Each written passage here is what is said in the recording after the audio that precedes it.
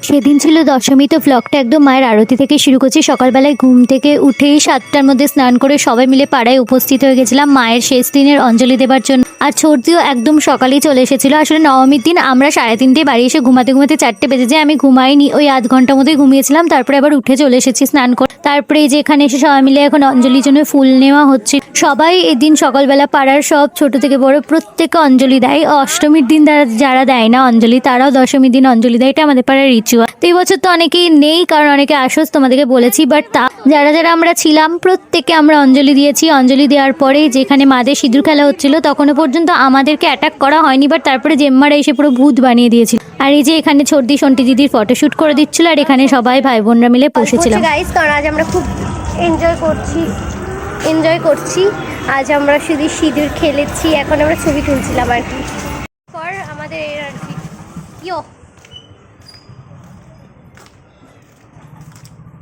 আমার লাবু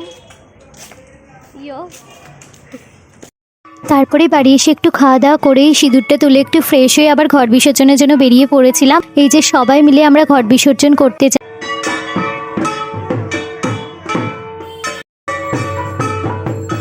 আর সত্যি কথা বলতে আমাদের পাড়াতে দশমীতে সব থেকে বেশি মজা হয়, মানে দশমী থেকে আমাদের মজা স্টার্ট হয়। বিজয়ার প্রণাম করতে যাওয়া, ফিস্ট, বাট এবার আমি কিছুতেই পার্টিসিপেট করতে পারিনি, কারণ আমার দশমীর দিনকে এত জ্বর এসেছিল, মানে এখন আমার জ্বর ছিল। তারপরে বাড়ি গিয়ে আমি এতটাই গাহিল হয়ে গেছিলাম, তারপরে ভাসানের সময় বৃষ্টিতে ভিজেছে, আমি তারপরে আর কিছু করতে পারিনি। তো যাই হোক, নেক্সট ইয়ার আবার হবে। তো এই যে এখানে খুবই জল কাদা ছিল দশমীর দিন না, সকাল থেকেই কন্টিনিউ বৃষ্টি হয়ে যাচ্ছিল ফির করে। মানে পুজোতে একদিনও বৃষ্টি হয়নি, অষ্টমীর দিনকেই হয়েছিল বৃষ্টি সন্ধি পুজোর পরে, বাট দশমীর দিনকে বৃষ্টি যেন থামার নামই নিচ্ছিল না।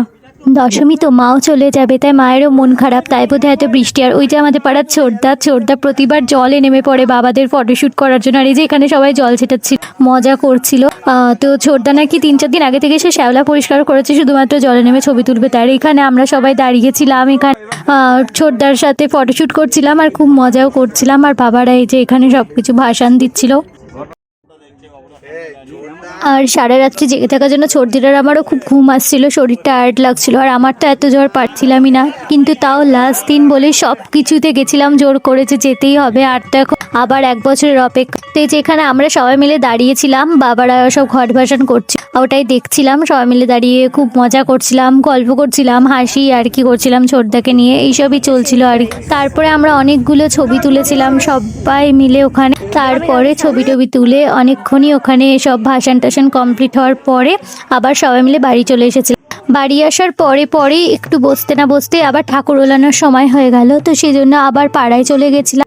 আর এই যে সোনাই তারপরেই বাড়ি চলে গেছিল, তখনইও বাড়ি যাবার জন্য একদম রেডি হয়ে গেছিল। সেদিন ডিউটি ছিল আর আমাদের ঘুম পাচ্ছিল, বাট স্টিল ঠাকুর ওলানোর জন্য আমরা এসেছিলাম, কারণ এবার সেরকম কেউ তো ছিল না, আমরা কয়েকজনই ছিলাম। আর এই যে ঠাকুর বরণ ওলানো শুরু হয়ে গেল এখানে।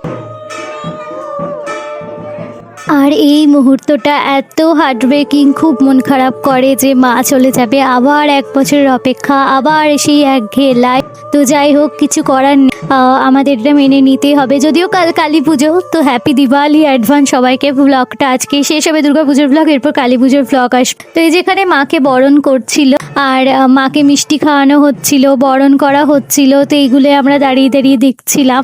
আর দেখো মিষ্টিগুলো কিভাবে ঠাকুরের মুখে দেওয়া হয়েছে, আর অসুরের স্পেশালি অসুরের মুখ, তো ওই জন্য আমি এই ক্লিপটা তুলে নিয়েছিলাম, কারণ অসুরের মুখে মিষ্টি ব্যাপারটা খুব ট্রেন্ডিংয়ে চলে। আর তারপরে এই যে এখানে সবাই মিলে খই ছিটোচ্ছিল মাকে। আর তারপরে স্টার্ট হয়ে গেল আমাদের পাড়ার মেন আকর্ষণ, তার মানে হচ্ছে ধুনুচি নাচ। তো ধুনুচি নাচ সবাই মিলে করে, এবার নাকি ছর্দিও করেছিল, বাট আমি তখন ছিলাম না, সোনাইকে আমি একটুখানি তোলাতে গেছিলাম, বাড়ি চলে যাবে বলে টোটোতে, তো সেই জন্য আমি থাকতে পারিনি। বাট এই যে এখানে ধুনুচি নাচ স্টার্ট হয়ে গেছিলো, ঝন্টু কাকা মা নাচ করছিল।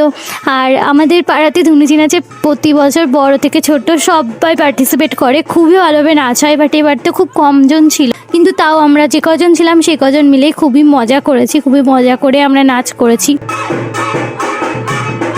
আর এই যে স্টার্ট হয়ে গেল তারপরে ধুনুচি নাচ, আর সবাই মিলে এখানে ধুনুচি নাচ দেখছিলাম। সেই যে মা, আর এরপর জেম্মা তো একবার নাচতে শুরু করলে জেম্মাকে থামানো যায় না, সবাইকে মানে বলে বলে জেম্মাকে থামাতে হয়। তো যাই হোক, সব নাচের পালা শেষ হওয়ার পর নিচে এসে আমরা নাচতে শুরু করেছিলাম ঢাকের তাল। তো লাস্ট দিন আমরা তো সবাই মিলে নাচবই, আর নাচাটাই তো আসল, দশমীতে নাচ হবে না এটা তো হয়ই না। তো এই যে আমরা সবাই মিলে এখানে নাচ করছিলাম।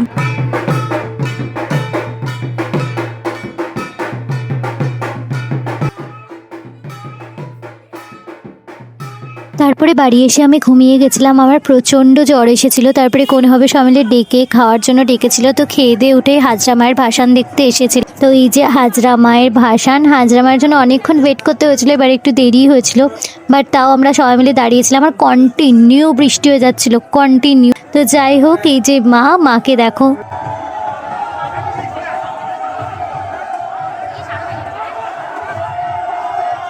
হাজরা মা হচ্ছে আমাদের বেলডাঙার সব থেকে জাগ্রত মা, খুবই জাগ্রত। হাজরা মায়ের ভাসান হয়ে যাওয়ার পরেই বাড়ি এসে আমাদের পাড়ার ঠাকুর বেরিয়ে গেছিলো। আমাকে সবাই বারণ করছিল সেদিন যেতে, মা কারণ আমার প্রচণ্ড জ্বর এসেছিলো, তোমরা আমার চোখ মুখ দেখে বুঝতে পারছো। আর তারপরে কন্টিনিউ বৃষ্টি হচ্ছিল, তাই সবাই বারণ করছিল যে যেতে হবে না। বাট স্টিল আজ পর্যন্ত, সেই ছোট থেকে এখনো পর্যন্ত কোনোদিনই এরকম হয়নি যে ঠাকুরের ভাসানে যায়নি, যেতে তো হবেই, যতই শরীর খারাপ থাকতে। উঠে ফার্স্টে ট্রাক্টরে বসে পড়েছিল, বাট তারপরে সবাই মিলে নামিয়ে দিল যে নাচতে হবে, তার জন্য আর কন্টিনিউ বৃষ্টি পড়ছিল। তো একটা ছাতা নিয়ে ছোট্ট, আর আমি ফার্স্টে তো নাচি, ফার্স্টে আমরা হাঁটছিলাম যতক্ষণ নিজেকে কন্ট্রোল করা যায়। তারপরে লাস্ট পর্যন্ত সবার নাচ দেখে আর সবার জোড়াজুড়িতে আর থেমে থাকতে পারিনি, প্রচণ্ড নেচেছি, বেশিক্ষণ না হলেও যেটুকু নেচেছি প্রচণ্ডই নেচেছি। আর ওই নাচার পরে ঘাম বসে বৃষ্টিতে ভিজে বাড়ি এসে আমার যে শরীরের অবস্থা হয়েছিল, তখন তো সেসব ভাবি, তো বাড়ি এসে যা হয়েছিল। তারপরে 7 দিন মানে জ্বরেই পড়েছিলাম, সেই জন্য ভ্লগগুলো দিতেও এত দেরি হয়ে গেল।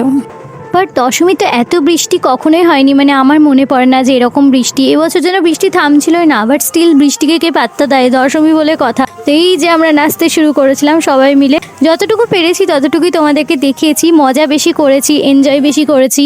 সব কিছু ক্যাপচার করতে গেলে না মুহূর্তটাকে এনজয় করা যায় না বলে আমি মনে করি।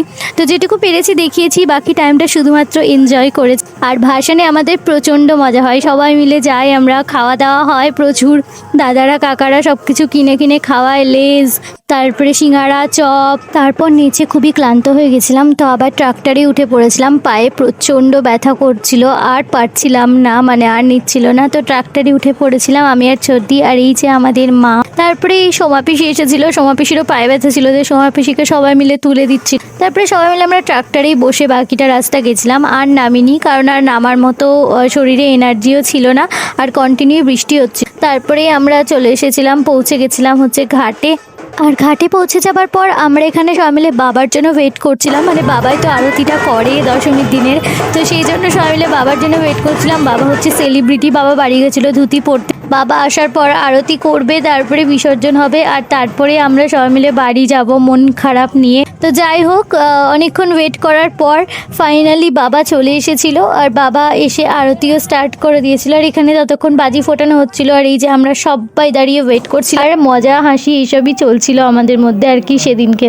আর তারপরে শেষ দিনের আরতি স্টার্ট হয়ে গেল, আর বেশি কিছু ভয়েস ওভার দিতে পারছি না, কি বলবো সেটা বুঝতেই পারছি না ভিডিওটাতে। তো যাই হোক, তোমরা আরতিটা দেখো।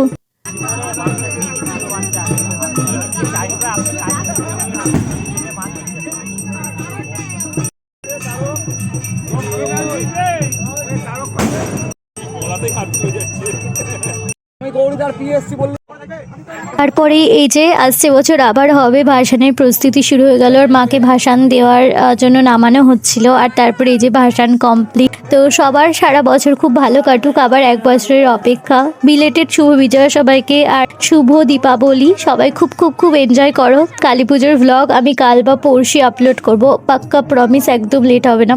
তো যাই হোক, তারপরে এই যে টোটো করে সবাই বাড়ি যাচ্ছিলাম জিনিস নিয়ে, আর এই যে সৌম্যজিৎদা আমার ফোন নিয়ে চলে গেছিলো।